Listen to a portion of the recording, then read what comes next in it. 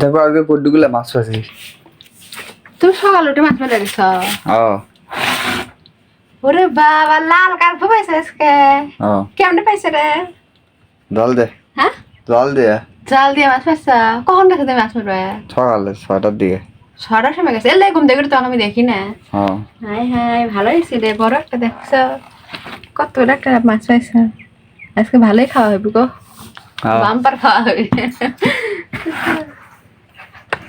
কত বড় একটা মাছ পাইছে। এই দেখেন মাছটা কাটলাম, বুঝছেন? এই দেখেন দারকা মাছ, ট্যাংরা মাছ, তেলাপিয়া মাছ, এই যে কার্পু মাছটা। এই দেখেন কি লাল দেখছেন। এই মাছটা কাটলাম। এই মাছগুলো এখন পলিথিন করে ভরে রাখি। বুঝছেন?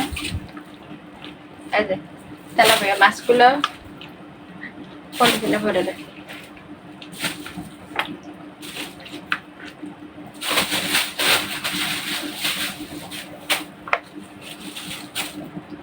এই যে ট্যাংরা মাছ, ট্যাংরা,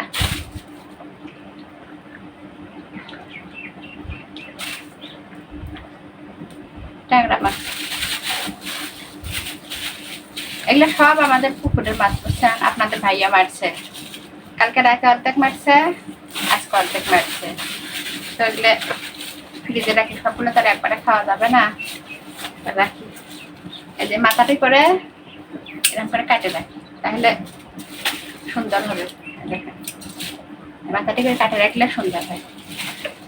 আর এই মাছগুলা রাতে রান্না করবো, এলে বাইরেই রাখবো, এলে ই করবো না। দেখেন তেল বেরোইছে এই মাছের। আর এই মাছগুলা এই কয়টা এখন রান্না করব।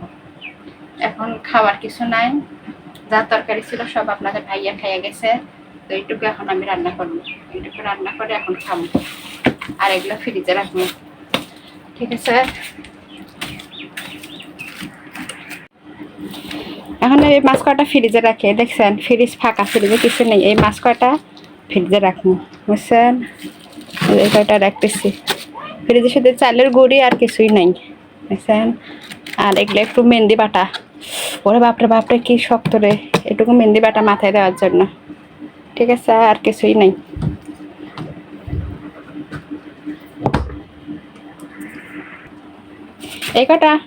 এই কটা নর্মালে রাখতেছি, বুঝছেন? কালকে না, আজকে রাতে রান্না, ঠিক আছে? এর লাগে এই কটা নর্মালে রেখে দিতেছি, রাতের বেলা বের করে রান্না, এর লাগে নর্মালে রেখে দিতেছি। আর এই যেগুলো আমার হাঁসের ডিম, দেখছেন? আমার হাঁসের ডিম পাড়তেছে, এইগুলো ডিম, এগুলো